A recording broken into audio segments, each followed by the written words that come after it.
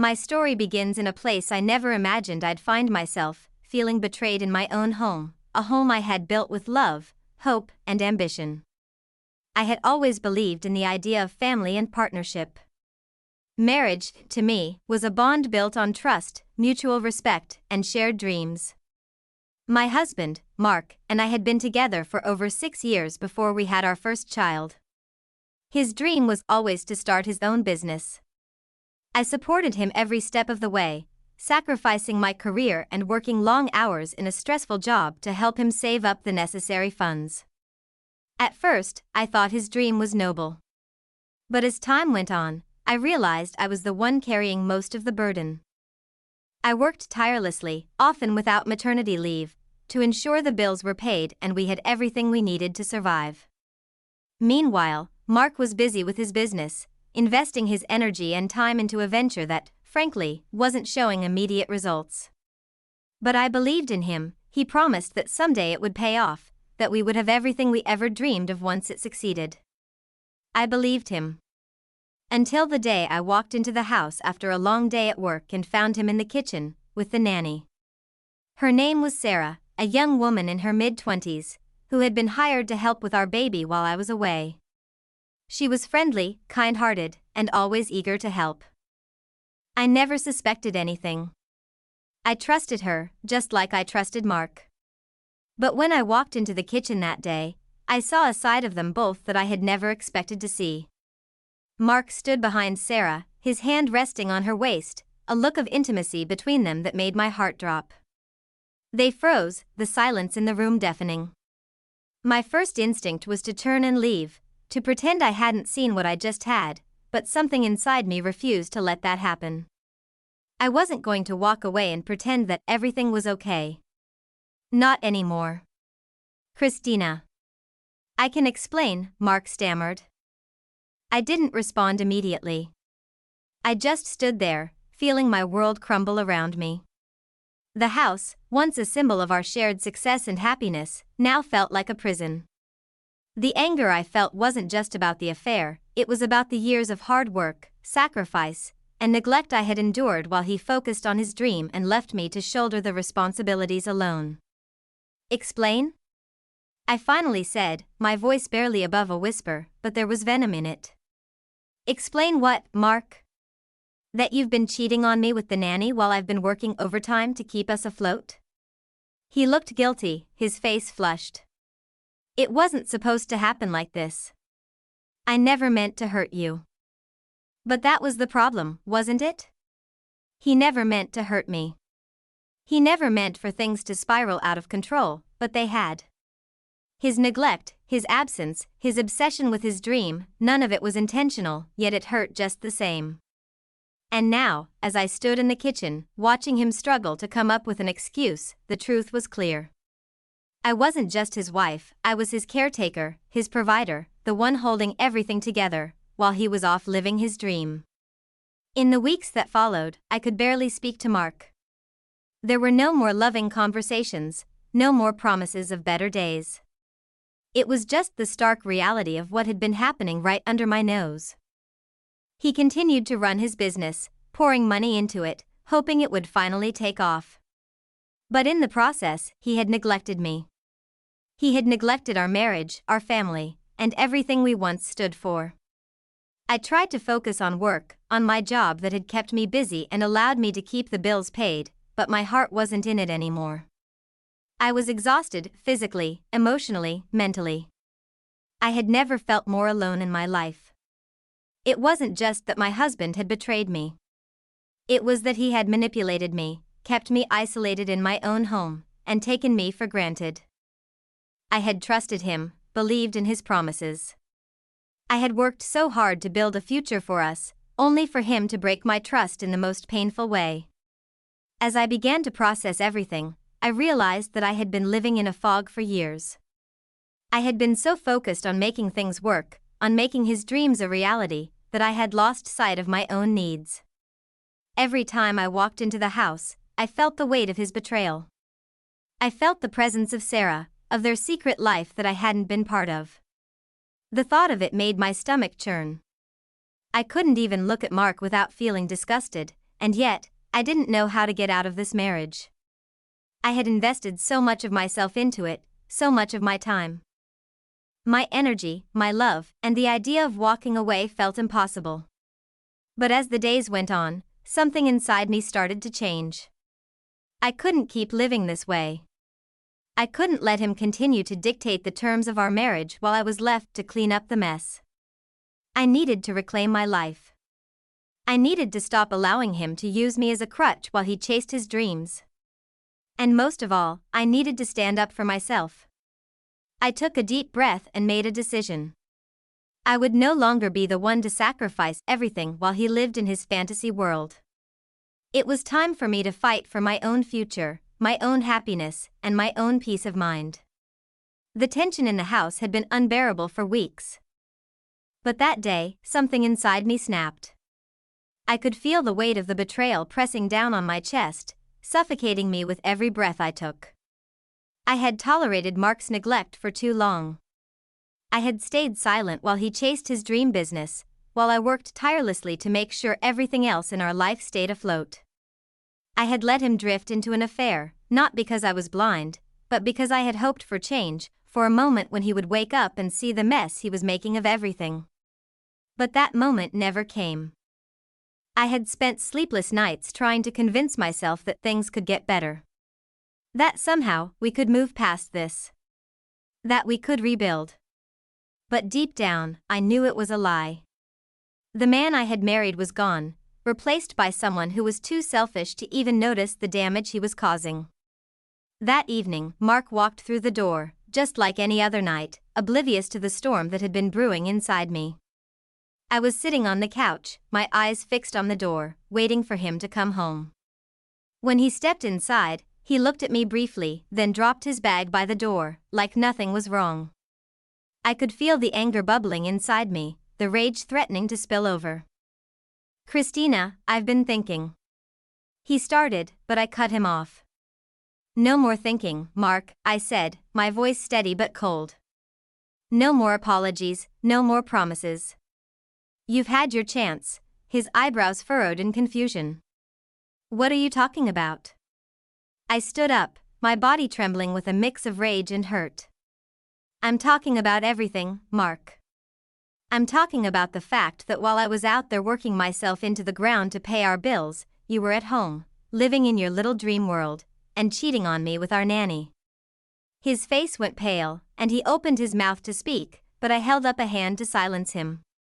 "No, don't try to explain it. Don't make it sound like it was just some mistake. You made a choice. You chose her. And you kept choosing her over and over while I was here, raising our child and holding everything together, doing everything for this family." Mark stepped toward me, his hands raised as if trying to calm me down. "Christina, please. Let's talk about this. I didn't mean for things to get out of hand." "No," I interrupted, the pain in my voice sharp as a knife. "I don't want to talk anymore. I'm done talking."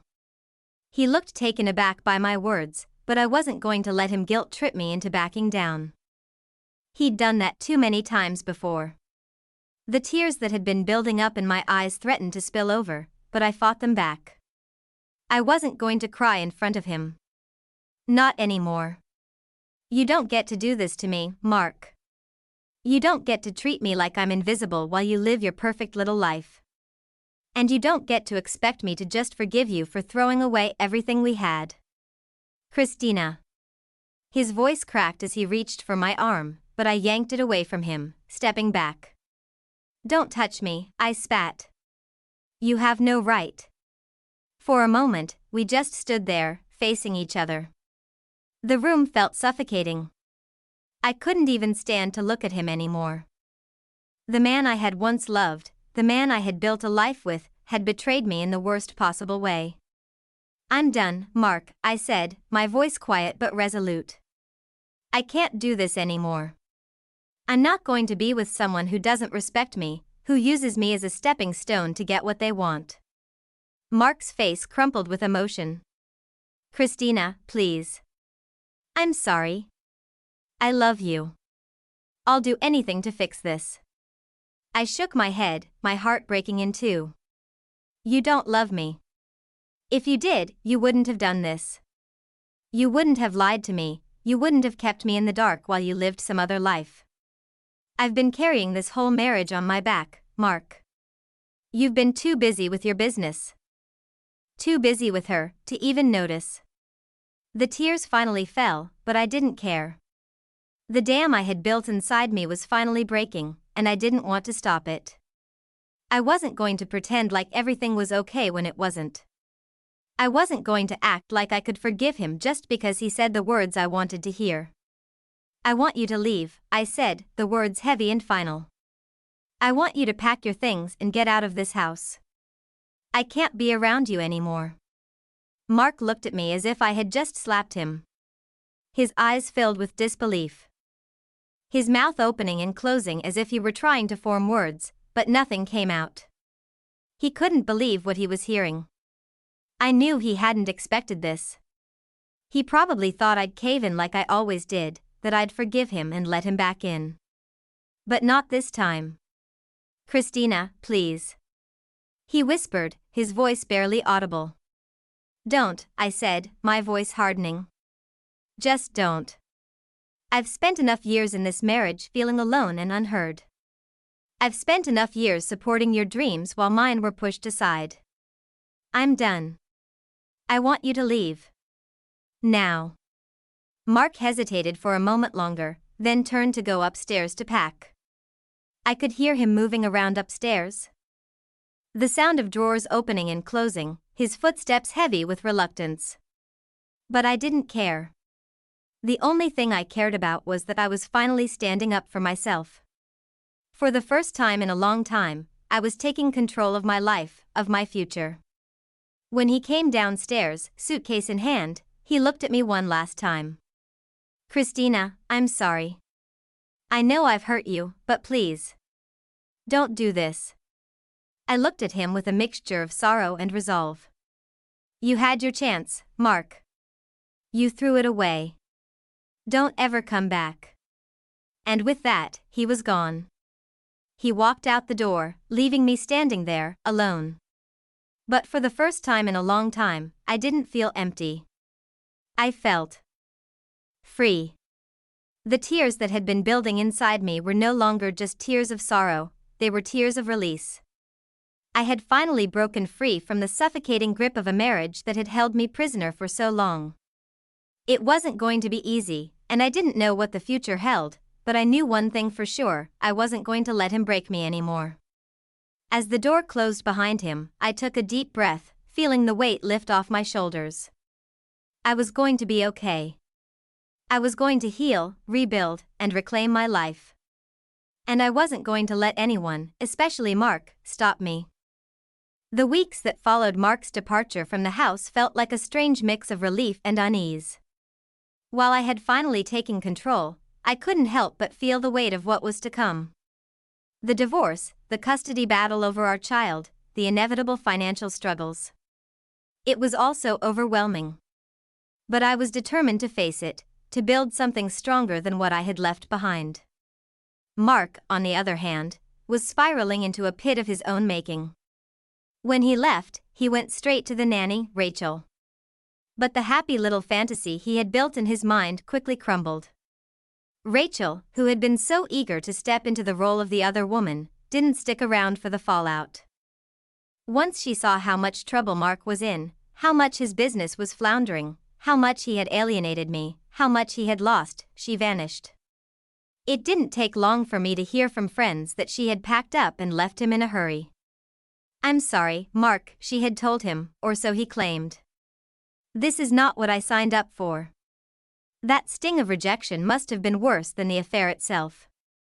To be discarded by the very woman he had betrayed his family for, well, that was a dose of bitter reality he hadn't anticipated. I couldn't help but feel a small measure of satisfaction knowing that he had been dumped just as quickly as he had jumped ship from our marriage. But Mark didn't handle rejection well. His pride was shattered, and his entire life seemed to be crumbling around him. The divorce process was anything but easy. For someone who had once held so much control over our lives, Mark fought me on every single detail, as if trying to salvage something from the wreckage he had caused. He fought me on the house.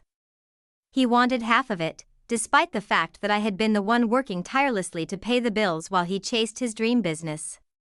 He wanted to keep his business, even though I knew it was sinking, and I had every right to claim a portion of it.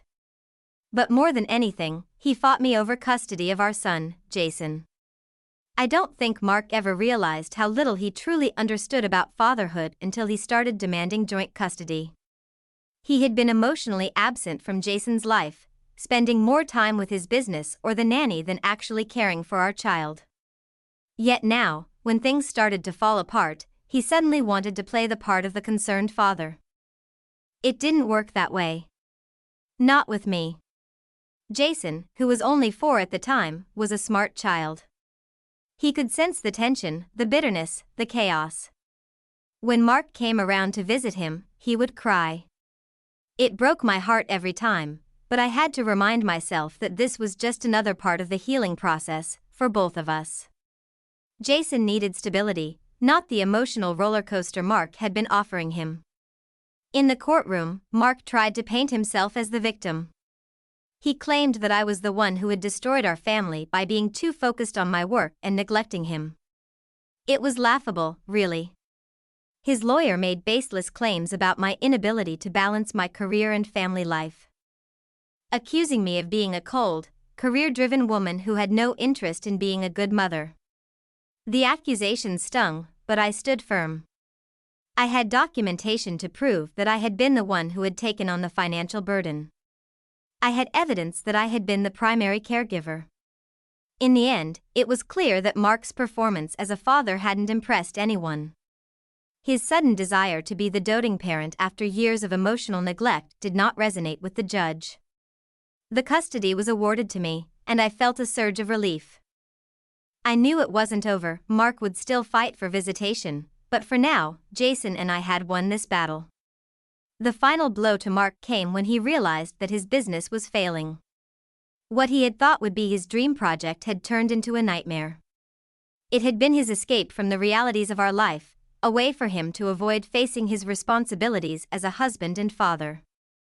But now, his business was bleeding money, and no matter how much he tried to make it work, it was clear that he had lost his grip on everything. Rachel's departure only added to his downfall. Mark had relied on her not just for emotional support but for a sense of validation. When she left, it shattered what little confidence he had left. His friends stopped answering his calls, his family was fed up with him, and even his lawyer began to distance himself when he realized how deep the hole Mark had dug for himself really was. To make matters worse, Mark was now facing financial ruin. The business he had once poured everything into was now in debt, and his personal finances were in disarray. The house, the cars, the lavish lifestyle, everything had been built on unstable ground. Without my income to support the family, he was left scrambling. It wasn't long before he was forced to sell off assets just to stay afloat. The once proud man, the one who had seen himself as a success, was now struggling to pay off debts. His name became a subject of ridicule among mutual friends, and the reality of his situation was hard to escape. What had once been his dream had become his greatest failure. One night, several months after the divorce, I received a call from an unknown number. I almost didn't pick it up, but something told me I should. When I answered, I heard Mark's voice on the other end. He sounded defeated, broken. "Christina. I don't know what happened. I don't know where I went wrong," he said, his voice low and shaky. "I thought I could fix it all. I thought I could make everything work. But now I have nothing." I didn't know how to respond. Part of me wanted to feel sorry for him, but then I remembered everything he had done to me, to our family. I had been the one to hold everything together, to make sure Jason and I were taken care of, while he lived in his fantasy world. "You have no one to blame but yourself, Mark," I said, my voice firm. "You made your choices. And now you have to live with the consequences." There was a long silence on the other end, and then I heard him take a deep breath. I never should have hurt you. I never should have betrayed you. His words felt hollow. He was sorry, but it was too little. Too late. I wasn't going to fall for his remorse. Not anymore. I don't want to be a part of your life anymore, Mark, I said, my voice steady. I'm done. And so is this conversation. With that, I hung up the phone. I felt no sense of satisfaction, no sense of victory. I just felt empty. Mark's downfall had been inevitable. He had always been selfish, and now he was paying the price. But what did it mean for me? What did it mean for Jason? I wasn't sure yet. But one thing was clear, I was never going back. I had come too far to let him pull me down with him. As I hung up the phone and went to check on Jason, I knew that despite everything, I was going to be okay. This was my new beginning, and nothing, not Mark, not anyone, was going to take that from me.